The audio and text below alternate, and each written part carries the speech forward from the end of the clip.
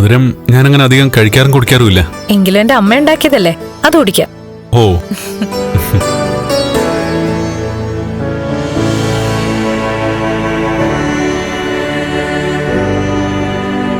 മോനെ, പറയുന്നത് കൊണ്ടൊന്നും തോന്നരുത്.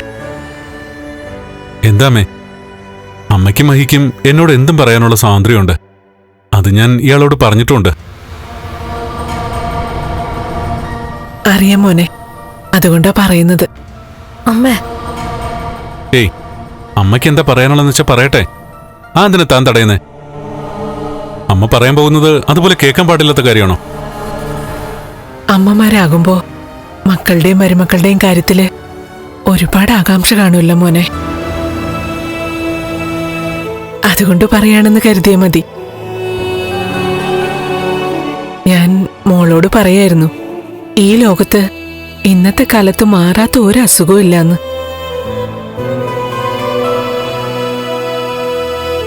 വേറൊന്നുമല്ല മോനെ, നല്ല നല്ല ചികിത്സ കിട്ടിയാല് മോന്റെ ഈ അവസ്ഥയ്ക്ക് മാറ്റം ഉണ്ടാവില്ലേ? മോനെ എഴുന്നേറ്റ് നിൽക്കാനെങ്കിലും കഴിയില്ലേ? അമ്മേ, അമ്മ പറയട്ടോ. അമ്മ പറഞ്ഞോളൂ. മോനെ വേദനിപ്പിക്കാൻ വേണ്ടി പറയുന്നതല്ല, എന്റെ സ്വന്തം മോനെ പോലെ കാണുന്നത് കൊണ്ട് പറഞ്ഞതാ. എനിക്ക് മനസ്സിലാവും. ഒരുപാട് ഡോക്ടർമാരെ കണ്ടതാമേ, രക്ഷയൊന്നും ഉണ്ടായില്ല. ഇപ്പോ എനിക്ക് 10-32 വയസ്സുണ്ട്. പ്രായത്തിന്റെ പക്വതയുണ്ട്.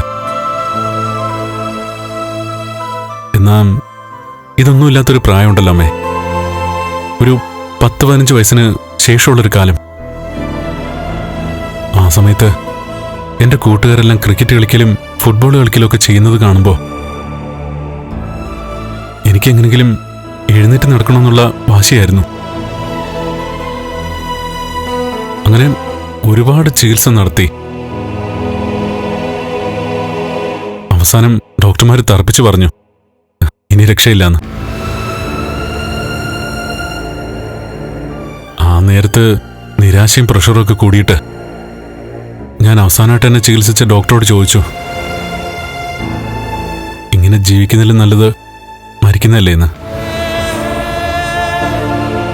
അതുകൊണ്ട് എന്നെ ഒന്ന് കൊന്നു തരുമെന്ന് ഞാൻ ഇടയ്ക്ക് ചോദിച്ചിരുന്നു. പിന്നെ മനസ്സിന് ധൈര്യം തരാൻ മനഃശാസ്ത്രം പഠിച്ച ചില ഡോക്ടർമാര് ഒരുപാട് ശ്രമിച്ചതിന് ശേഷം ഞാൻ നോർമൽ ലൈഫിലേക്ക് മടങ്ങി വന്നത്. അതിനുശേഷം ഞാൻ ബിസിനസ്സൊക്കെ ഏറ്റെടുത്തപ്പോൾ പലതും മറക്കാൻ കഴിഞ്ഞു.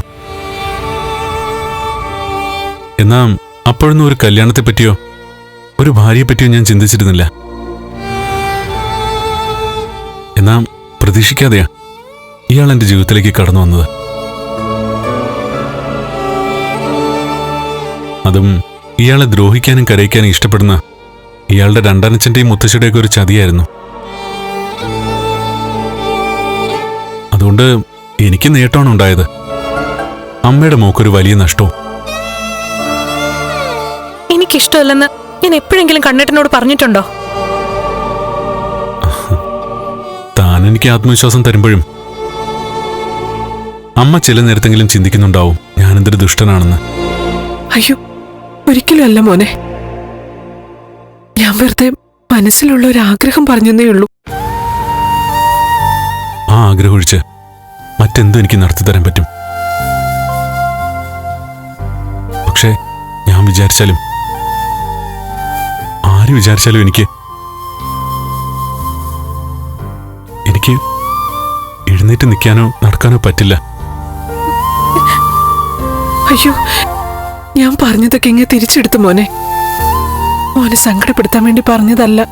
എനിക്ക് മനസ്സിലായല്ലോ.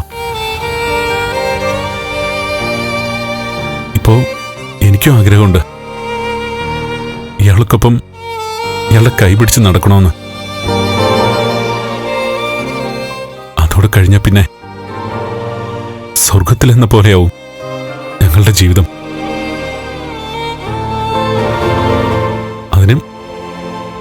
അതിന് ദൈവങ്ങൾക്കൂടെ താല്പര്യം വേണ്ടേ? എന്ത് ചെയ്യാൻ പറ്റും? അമ്മ ഇന്ന് വന്നേ. ഹേയ്, അമ്മ വെറുതെ വഴക്കുറയല്ലേ? ഈ അമ്മ ഒരു പാവായതുകൊണ്ടാ ഇതുവരെ ഇങ്ങനെയൊന്നും പറയാതിരുന്നേ.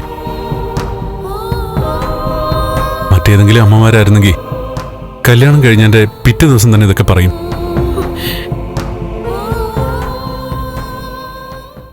ഫ്ലവേഴ്സ് സ്മാർട്ട് ഷോ ശനി ഞായർ ദിവസങ്ങളിൽ രാത്രി 9:30 ഫ്ലവേഴ്സിൽ.